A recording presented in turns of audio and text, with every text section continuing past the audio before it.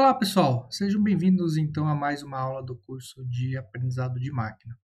Nessa aula nós vamos falar do classificador nearest centroid, né, ou centroide mais próximo, que é uma variação aí do KNN, uma pequena variação do KNN, pequena mas importante, sobretudo no contexto aí de como funcionam os métodos de aprendizado, tá? Então, primeiro vamos colocar alguns pontos. Eu tenho alguns pontos definidos na mão aqui, tá? Então, menos um e menos um. O menos um e menos um é da classe zero.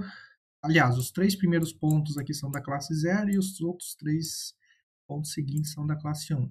Então, menos um e menos um vou representar por bolinha. Menos 2 e menos um. Menos 2 e menos um. Também representado por bolinha. Menos 3 e menos 2. Menos 3 e menos 2. Também representado aqui por bolinha. Tá? Vocês veem que o plot vai sair igualzinho. E aí, da classe positiva, da classe 1, eu tenho 1 e 1, que eu vou colocar um triângulo.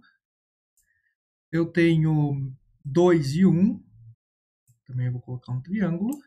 E eu tenho 3 e 2, eu também vou colocar um triângulo. Então, eu tenho esses 6 objetos. Como é que funcionaria se fosse um KNN? Né? Se eu tivesse um objeto qualquer aqui, uma pergunta, deixa eu colocar mais para cá, um objeto qualquer aqui, eu ia calcular a distância, fazer um quadrado, né? Esse quadrado não sei o que é. Eu ia calcular a distância desse quadrado para todo mundo, né? Para todos os 6 objetos. E se fosse o classificador do vizinho mais próximo, talvez esse aqui fosse mais próximo, chuto eu, né? E eu iria classificar ele como bolinha, tá? Mas não é o caso desse classificador, tá? Esse classificador do centroide mais próximo, o que a gente vai ter que fazer? Primeiro, a gente vai ter que calcular qual é o centroide de cada classe, né? Então, vamos pegar a classe bolinha aqui, que é a classe 0, e calcular o centroide. O centroide nada mais é do que o centro de massa, né? A média de cada um das nossas dimensões. Então, aqui eu tenho menos 1, menos 2, menos 3. Soma menos 1, soma menos 2, soma menos 3 faz média. Então, a média em x vai dar aqui no 2. Em y eu tenho menos 1 e menos 2, então a média vai dar 1,33. Então a média desses 3 pontos está mais ou menos aqui. Ó. Vou fazer uma bolinha aberta, tá? Que é aqui na coordenada 2, 1,33. Deixa eu até apagar aquele ponto. Mais ou menos aqui o nosso centroide da bolinha. Tá? Vou pintar o triângulo, que daí fica mais bonitinho aqui para a gente entender. E do triângulo, mesma coisa, né? Se a gente for fazer a média dos 3 pontos do triângulo, o que vai dar? Menos 1, 2 e 3, soma 1, 2 dá 3, 3 dá 6, divide por 3, média 2, então 2 para x, e 1 e 2 aqui para o terceiro ponto, dá 1,33. Então, a nossa centro de massa aqui desses 3 pontos está mais ou menos aqui. Tá? Ou seja, eu fiz a média entre esses 3 pontos aqui, tá? E os pontos que são do rótulo 0, para dar o centroide 1, e a média dos 3 pontos que são do classe 1, para dar o centroide dos triângulos. Ok? Então, muito simples a ideia aqui Deixa eu até apagar aqui que eu fiz horrível, né? Uma bolinha que parece uma bola. Então, aqui eu fiz de cabeça a média, obviamente que isso aqui é muito mais complexo, né? Não dá para fazer de cabeça. Mas eu tenho aqui, inclusive, calculado aqui, ó, média do primeiro centroide, menos 2 e 1, menos 1,3, que é esse cara aqui, e 2 e 1,3, que é esse cara aqui. O que acontece? Acontece que agora, pelo classificador do centroide mais próximo, eu não vou mais calcular a distância daquele ponto, de novo, aquele quadrado aqui, né? Eu não vou mais calcular a distância do quadrado para todo mundo. Ou seja, seriam 6 cálculos de distância. Eu vou calcular a distância do quadrado para os centroides. Apenas. Certo? Apenas para os centroides. E vou classificar o quadrado como sendo da classe do centroide. Então, esse centroide aqui, né, provavelmente não, com certeza esse quadrado está mais próximo do centroide das bolinhas. Então, eu vou dizer que esse quadrado é bolinha. E eu tenho meu classificador. Tá? Então, muito simples, a ideia é bastante interessante, só que muda algo muito importante dentro do contexto de aprendizado de máquina. Eu não sei se vocês lembram, mas aqui está o desenho do um vizinho mais próximo, né? Eu não sei se vocês lembram, mas o KNN ele era dito lazy, né? É um classificador preguiçoso. Por que a gente diz isso? Porque lá dentro do método fit do KNN, ele apenas armazenava os valores, né? Apenas armazenava os valores e deixava para fazer todo o processamento dentro do predict. Agora, jovens gafanhotos, o nosso método fit ele faz uma coisa muito importante, que é calcular os centroides e armazenar os centroides. Aqui ele apenas armazenava os pontos. Agora eu vou calcular os novos centroides, que são novos, né? Vou calcular esses centroides para cada uma das classes. Se eu tiver 2 classes, eu vou ter 2 centroides. Se eu tiver 3 classes, eu vou ter 3 centroides. Se eu tiver 4 classes, eu vou ter 4 centroides. Então, eu vou calcular os centroides e armazenar eles uma variável interna aí da minha classe. E aí ele deixa de ser lazy, né?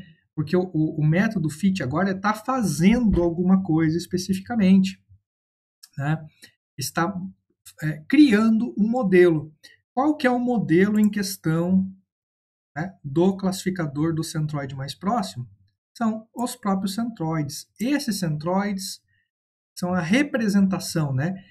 Eu poderia simplesmente agora, eu não preciso mais guardar os pontos, certo? Depois que eu faço o método fit, que eu calculo esses 2 centroides, eu não preciso mais guardar os pontos. Como era no KNN. No KNN eu guardava todos os pontos. Agora, com o método do centroide, eu apenas guardo os 2 centroides, se forem 2 classes, os 3 centroides, se forem 4 classes, e assim sucessivamente. Então, percebem que o método fit está criando um modelo que representa os meus dados originais. Quais que são meus dados originais? O meu x, né, que é o vetor lá de amostras e características, e o meu y, que é o vetor de rótulos. Ah, professor, eu preciso do x e do y? Precisa, porque você precisa saber aonde estão cada ponto. Deixa eu abrir o outro código aqui. Você precisa do x e do y? Precisa, porque eu preciso saber a coordenada de cada ponto e eu preciso saber o rótulo dele. Porque eu vou calcular o centroide apenas dos rótulos que forem 0, depois eu vou calcular o centroide apenas do rótulo que for 1, depois eu vou calcular o centroide apenas do rótulo que for 2, 3, etc. Certo? Então, bem bacana, método bem interessante, tem alguns problemas. Tá? Deixa eu falar depois. Então, deixa eu abrir mais um código aqui. Opa, deixa eu dar um reconnect. Então, olha só. Tem um código aqui que eu fiz todo o pipeline, inclusive tem um algoritmo aqui do centroide mais próximo. Olha só como é importante saber ler a matemática. Né? Dado exemplos de treinamento rotulados, ou seja, tuplas de vetores, nesse caso o vetor está simbolizado por um X com flechinha em cima, né? Mas dentro de um contexto aí, os vetores podem ser simbolizados por X negrito ou com esse X com risquinho em cima. Ambos representam vetores, tá? Então, eu tenho um vetor, né? E um rótulo associado a cada vetor. Como assim, professor? De novo, né? Vamos explicar mais uma vez. Eu tenho um vetor, nesse caso o vetor 1, 1 e o rótulo associado a ele, que é o 0. Vetor 2, 1 e o rótulo 0. Vetor 3, 2 e o rótulo 0. Certo? No caso aqui, eu tenho 6 tuplas, né? Nesse exemplo, eu tenho 6 tuplas. 1, 2, 3, 4, 5, 6. 6 vetores, 6 rótulos. Cada rótulo para um vetor. Então, olha como é importante a matemática. Aqui de cara, eu já mato um monte de dúvida, né? Com classes, né? Com labels de classes aí y e i, né? Então, o meu y pode pode ter, esse I vai até um número qualquer aí que eu não sei. Tá? Calcule os centroides por classe, olha só. Calcule os centroides por classe. Como que eu vou fazer isso? Vou fazer isso com a somatória de todos os vetores pertencentes àquela classe, ó, somatório de todas as tuplas I que pertencem à classe L.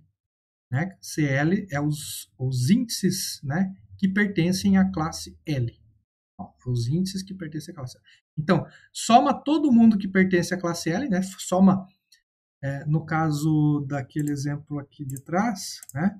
Soma todo mundo que pertence à classe L. Se a classe L for 0, soma o primeiro, o segundo, o terceiro. E depois dessa somatória de todo mundo que pertence à classe L, faz a média, né? 1 dividido pelo módulo de CL, né? Se na classe L tem 3 amostras, 1 por 3, quando você faz 0 por 3 vezes isso aqui dá exatamente a média.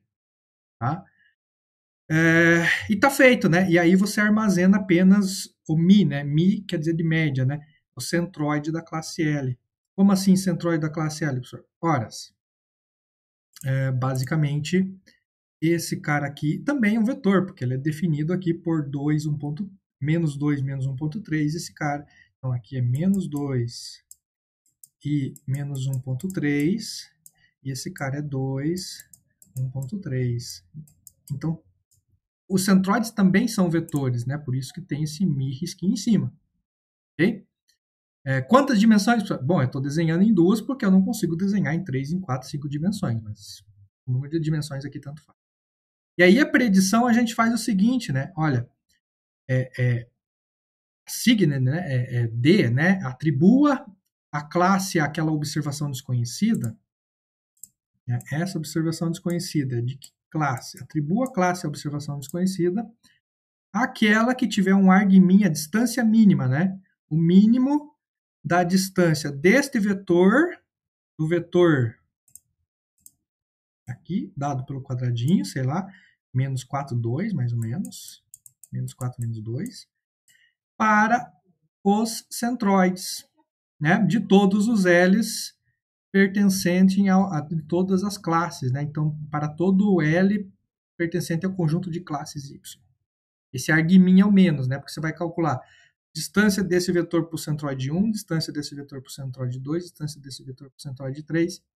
Percebam que aqui eu estou usando o símbolo de norma. Vocês devem lembrar da minha aula passada, o símbolo de norma é distância, basicamente, euclidiana. Ok? Aqui tem um desenho, né? Então eu tenho meu quadradinho, que eu não sei de quem é. Eu não sei para quem pertence esse quadradinho, de que classe ele pertence. Eu tenho o centroide aqui vermelhinho, que é o centro de massa dos pontos vermelhos. Eu tenho o centroide do azulzinho, que são os centros de massa dos pontos azuis. Então, eu calculo a distância, aqui ó, argmin, distância euclidiana. Tá vendo os dois módulos? Norma igual a distância euclidiana, conforme a última aula. Então, eu calculo a distância euclidiana do ponto que eu desconheço, meu x vetor aqui, para o centroide. Então, centroide da classe L, centroide o outro da classe L, porque o L, né, para todos os L's pertencentes ao conjunto Y. Quer dizer que é importante conseguir ler a matemática aqui, né? Matemática em 3 linhas diz exatamente como é que funciona o algoritmo inteiro, sem eu precisar 2 horas falando aqui para vocês, tá? Mas isso a gente pega com o tempo, mas é importante não fugir da matemática, né? É importante não fugir da matemática. Ela parece difícil, mas ela, na verdade, ela ajuda, ok? E aí, como é que a gente faz? Bom, aí o processo é exatamente aquele processo que eu já mostrei para vocês nas outras aulas, daquele pipeline. Né? Então, faço uma abertura de base de dados. Nesse caso aqui, eu estou abrindo a base de dados direto do dataset lá do sklearn para facilitar. Tá? Mas vocês podem abrir qualquer base de dados aí, usando o Drive ou carregando aqui do lado, né, fazendo o upload dos arquivos. Tanto faz como é que vocês vão carregar esses dados. Importa que eu carreguei o dado o X aqui, carreguei o Y, tá? Aí eu vou fazer a divisão, né, em treinamento e teste. Isso é sempre obrigatório. Se vocês não fizerem isso, tá errado, ok? Aí eu vou normalizar. Professor, se eu não normalizar, tá errado? Não vai estar errado, mas não é o correto, ok? Normalizo. Depois de normalizar, fazendo o centroide mais próximo via, né, sklearn, o que vai acontecer? Crio o objetinho do centroide mais próximo. Deixa eu mostrar o pacote sklearn. Então, o pacote sklearn, eu acho que eu não mostrei para vocês, acho que mostrei lá na primeira aula, mas o pacote sklearn tem vários classificadores. Então, vamos aqui na aba de classificador. Olha só. Tem vários classificadores aqui. O que a gente viu? A gente viu o vizinho mais próximo. Então, tá aqui, ó, Nearest Neighbor Classification. Ok?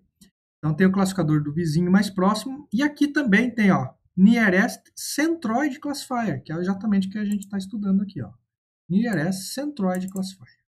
Ok? Inclusive, tem o helpzinho, que é muito parecido com o que eu usei para fazer com vocês lá, tá?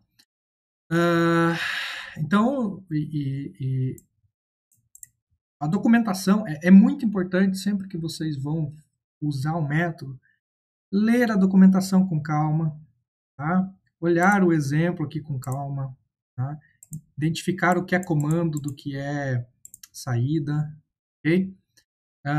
Identificar as opções, aqui tem um centroide mais próximo modificado, aqui não interessa o que é, tá?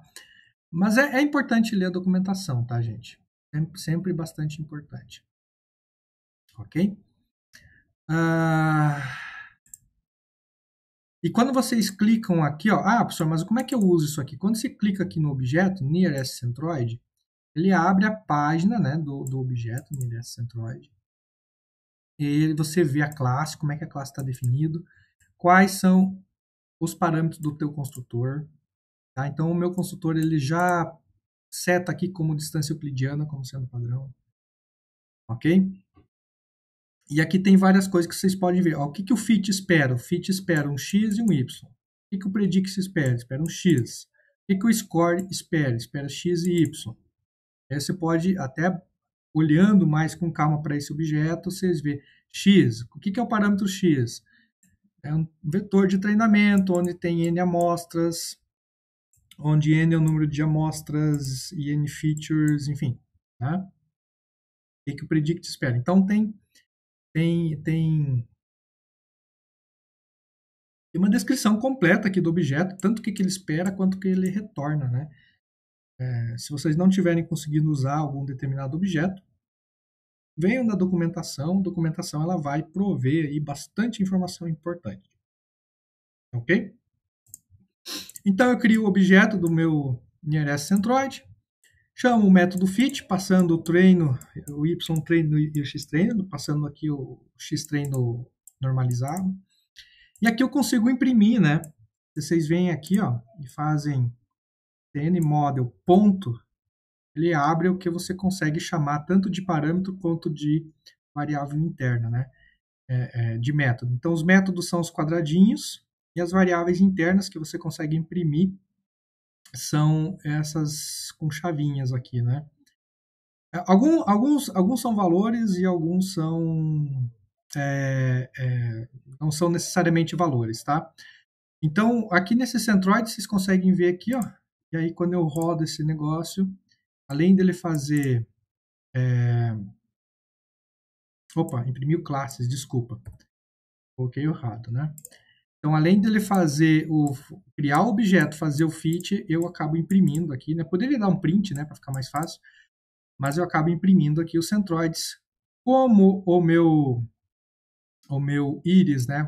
Vocês devem lembrar aqui do base de dados íris, ele tem 3 categorias, que é íris setosa, íris versicosa e íris virgínica. Eu tenho 3 centroides, um para cada. E aí eu posso, inclusive, plotar isso aqui, né? Usando o matplotlib, tá? Plotos. Eu só usei 2 características aqui em cima, tá, gente? Só peguei 2 justamente para poder plotar, mas vocês podem fazer o teste com mais. Então, usando os scatters aqui, eu consigo plotar os pontos de cada uma das classes e consigo plotar os centroides. percebe que são essas estrelas aqui em preto, ok? E aí, obviamente, né, depois de ter feito o treino, eu faço o predict. O que eu espero que se predict? Eu espero... os vermelhos aqui estão bem definidos, eu espero uma mistura um pouco de azul com verde. Então, vocês percebem que tudo que é 0 eu acerto. Ó.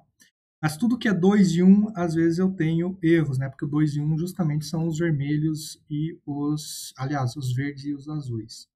Ok? Então, faço predict sempre no teste, né, gente? Predict não se faz no treino, a não ser para outros motivos que depois eu vou explicar para vocês. E também, via objeto, né? Aliás, via objeto não. Via lá no pacote Scalearning, calcula a acurácia, então eu tenho 73% de acerto. Por que eu tenho 73% de acerto? Porque a hora que eu ploto os dados de teste com centroides, aqui é os dados de treino com centroides, né?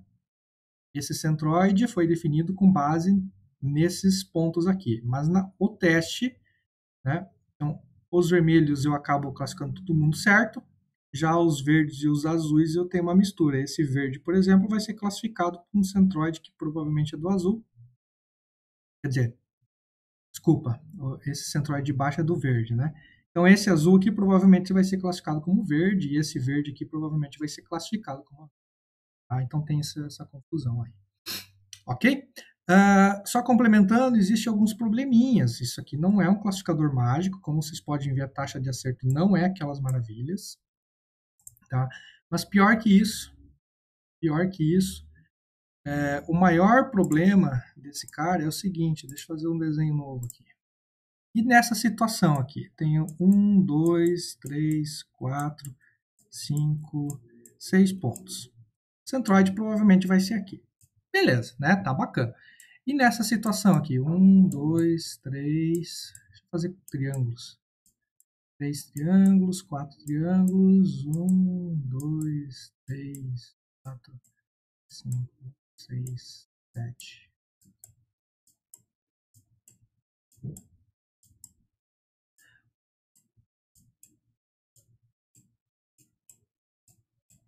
E nessa situação aqui, qual que é o centroide dos triângulos? Né? Se eu tenho muitos pontos acumulados aqui, o centro de massa, né, por isso que a gente chama também de centro de massa, ele vai ser puxado para cá. Então, ao invés do centroide, né, se a gente imaginar isso aqui como um círculo, ao invés do centroide ser algo mais ou menos aqui no meio, ele vai ser puxado para cá. Ó, tá?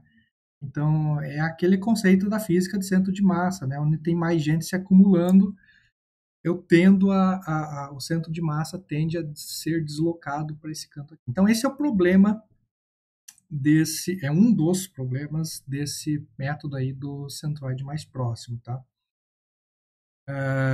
Entre outros problemas que depois a gente pode comentar com mais calma em outras aulas, mas esse seria um dos principais, tá? Beleza. Então, deem uma brincada aqui com o centroide mais próximo, entendam principalmente a linguagem matemática da coisa, tá? E até a próxima aula.